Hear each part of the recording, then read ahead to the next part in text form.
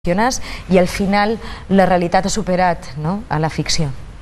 De veritat que Unió Mallorquina ara mateix està ferida. De fet, han anunciat un congrés de refundació dia 17 d'abril. Vostès en el futur descarten tornar a pactar amb ells o no? I jo, el que li deia abans, un pacte amb la Unió Mallorquina que hem conegut i en els termes en què ho varen plantejar l'any 2007 és inviable. Per tant, jo vull pensar que aquí hi haurà un abans i un després, no hi tenc cap dubte. Crec que ha d'haver un abans i un després a la vida política balear. I crec que hi haurà un abans i un després a la formació política d'Unió Mallorquina. També li deia abans, tots han de tenir l'oportunitat de regenerar, de veure què ha passat, d'analitzar, però s'ha de ser valent, contundent i transparent. I aquest és un camí que Unió Mallorquina ha de recórrer. Jo li desig tot el millor i, per suposat, escolti, nosaltres hem tingut acords plenaris on Unió Mallorquina ha recolzat i nosaltres hem comptat amb aquest vot d'Unió Mallorquina. Això estic parlant de fa gairebé prop de 2 setmanes, no? Això és una realitat, però també és una realitat que una configuració, una formació política com Unió Mallorquina, que atravessa per tot això, i com el Partit Popular, que atravessa també per un calvari que no l'han forçat als altres, sinó l'actuació de propis militants seus, amb un expresident desaparegut, que també ha de venir a donar explicacions, amb unes llaunes de cacau que mos empagueixen a tots, però que també formen part d'aquesta realitat, amb un suposat mal finançament de la seva pròpia campanya electoral. És a dir, això també forma part de la realitat. Unió Mallorquina parla de refundació, crec que és un camí. El Partit Popular encara ha de contar moltes coses públicament a tots els ciutadans i ciutadanes i també als seus votants. És un camí també li queda per recórrer. Llorenç Palmer ocuparà l'acte de regidor deixada per Miquel Nadal, sembla ser, conjuntament amb Cristina Sardó. La seva relació ara mateix amb Cristina Sardó quina és? Perquè Cristina Sardó dia d'avui encara segueix president a Maia i vostès, els socialistes i el Bloc, volen recuperar aquesta institució bàsicament perquè Unió Mallorquina ja no forma part del govern, no? Jo crec que és una situació anòmala, fora del sentit comú, crec que no respon a cap criteri de racionalitat, crec que és un error, i jo he fet una proposta que he posat damunt la taula per constituir un Consell d'Administració diferent a Maia, no perquè tot el que s'hagi fet estigui mal fet, alerta, jo no vull entrar en aquest debat, perquè a més jo he signat un pacte, l'he defensat, he estat allà i penso que s'ha fet una feina segurament extraordinària en molt de temes, i si hi ha alguna cosa que no és extraordinària i que pot ser sospitosa, que algú denunciï, que jo estic disposada a tirar endavant. Però és vera que nosaltres hem posat damunt la taula una proposta, i també és vera que el Partit Popular ha votat amb Unió Mallorquina per mantenir damunt la taula la proposta i sobretot que no avançàs. Per tant, si la senyora Sardó encara a dia d'avui és presidenta de Maia, és gràcies al vot del Partit Popular. Dit això, el que ens interessa sobretot és que Maia funcioni bé. Jo faig una cridada a la responsabilitat i l'he feta als directors d'àrea, al director tècnic, als representants dels treballadors en els 2 comitès d'empresa.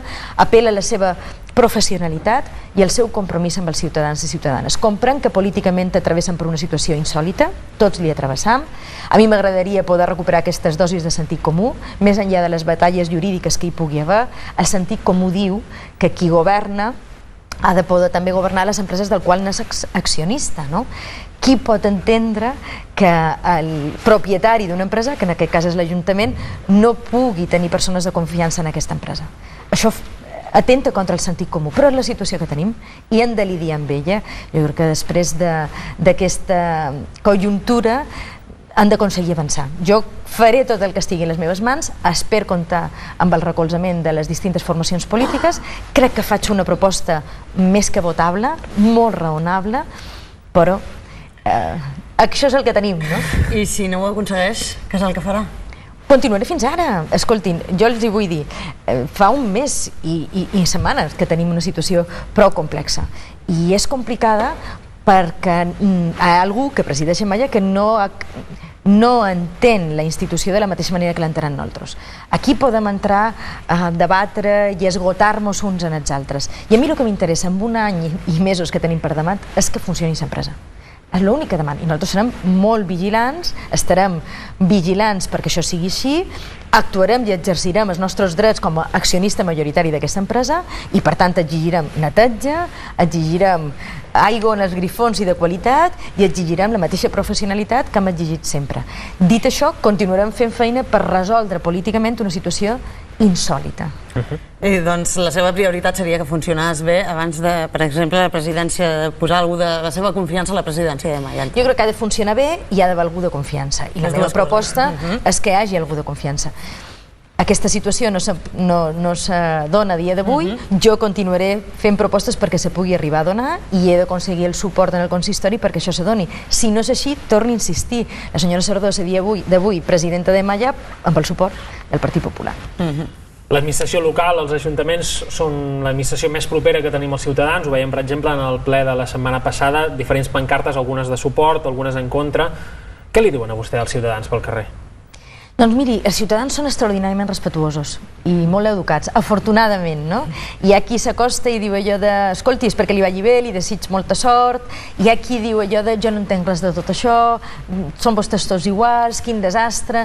Jo crec que també hi ha una certa confusió general, per una altra banda crec que molt interessada per determinades formacions polítiques, jo crec que hi ha qui li agrada fer renou, com és el cas del Partit Popular, i que aquest renou tapi moltes coses, no?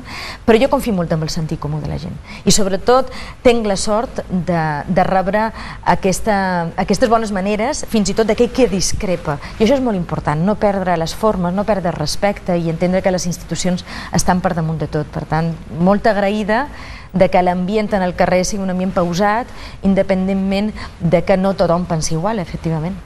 Queden 15 mesos pràcticament de legislatura. Si vostè segueix com a batllessa, quin ara mateix són les principals iniciatives que pensa dur a terme? Doncs ara tenim un projecte emblemàtic per la ciutat, és iniciar el Parc del Corredor de la Mà. És a dir, aquesta entrada a la ciutat on tenim un palau de congressos molt difícil de gestionar, que ja saben vostès, ja n'hem parlat en altres ocasions, i que a continuació s'iniciïn les obres d'un parc que ens permet recuperar la connexió de la ciutat amb la mà, que crec que és importantíssim. La instal·lació de la bici pública, un sistema de lloguer de bicicletes que ens ajudi a culminar aquest procés d'incorporació de la bicicleta a ciutat, 3 nous centres de dia, crec que això és importantíssim, som una ciutat deficitària en aquest sentit. Continuar també amb el corredor del Parc de les Vies per els solars que van cap endarrere, la zona és rústica, no col·lapsar Jacint Verdaguer, però sí intentar guanyar espai verd per la ciutat, de lo que havia de ser un pulmó i ho va deixar de ser perquè va ser una paraula incompleta i que nosaltres volem recuperar. Tenim l'eix cívic de Santa Catalina, l'exemple de Blancarna, que hem d'intentar trobar tots els consensos possibles, el més possibles, i ho intentarem perquè ho hem sabut fer. Ho vàrem aconseguir fer a Blancarna, per què no ho hem d'aconseguir fer també a Santa Catalina? Tenim el Nou Saps, aquell projecte tan polèmic que havia d'acabar amb el barri del Molinar, que jo comprenia perfectament i entenia aquella por de la ciutadania, aquella inquietud, però vull recordar que a dia d'avui és un servei, com ja dèiem, magnífic, que funciona molt bé, que no ha generat problemes d'inseguretat, que els veïnats coneixen, conviuen, crec que estan satisfets i que han pogut veure que la paraula del seu ajuntament s'ha vist completa i a més, ara amb més intensitat encara perquè el desplaçarem, també ho farem amb aquesta inversió del planer. Tenim per endavant la millora encara més de la gestió urbanística de la ciutat, és a dir, donem llicències d'obres en temps i forma, ara les donem també d'activitats en 10 minuts, continuarem en la finestra única, aviat tindrem unes obres acabades a l'edifici d'Avingudes que permetrà que els promotors, l'àmbit del sector privat, constructors, puguin agilitzar molt les seves gestions. Jo crec que això també és importantíssim. Continuar en temps de recessió econòmica i en temps de grans coes als serveis socials, aconseguir que hi hagi la meitat de temps d'espera per un ciutadà és una fita important. Jo vull agrair als serveis socials, als funcionaris, al personal de la casa, a totes les persones que fan feina en aquest àmbit, l'esforç que fan, perquè no és fàcil donar la cara al públic amb persones que estan en una situació de clara dificultat, que no saben si faran 3 menjades al dia. Això no és senzill i això ho aconseguim amb directrius polítiques sí, però sobretot amb professionalitat i els vull recolzar. I continuarem treballant amb aquesta línia, treballant per un model de ciutat creiem que millor, diferent, més moderna, més sostenible, nous autobusos de gas, millors línies de transport públic, més dificultats pel cotxe sí, però més alternatives també. I aquest és el nostre planell a dia d'avui. Ganes de fer feina, necessitem una mica de sort.